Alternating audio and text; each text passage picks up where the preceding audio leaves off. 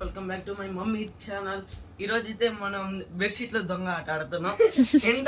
Introduction ఏంటంటే first మనం దొంగ ఆడతాం కదా, దాని తర్వాత కూడా 3 సార్లు మనం దొంగలు అంటే చెప్పలేకపోయామంటే ఎవడు కొట్టాడనేది ఏమైంది, ఎవడు కొట్టాడనేది చెప్పలేకపోయామంటే వాళ్ళు దొంగ అనమాట, వాడు ఎలిమినేట్ అయిపోతాడు. సెకండ్ రౌండ్ ఏంటంటే ఇప్పుడు ఆంటీ ఉంది, వీడియో తీస్తా.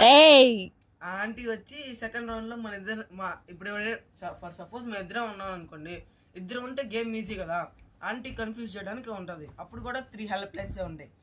ఓకేనా? అది గేమ్ రూల్స్ అనమాట. గెలిచినోడు విజేత. ఇంకా గెలిచేది నేనేలే, నాకే సపోర్ట్ చేయండి. చూద్దాం, మీరు కామెంట్ చేయండి ఎవరు గెలుస్తారో.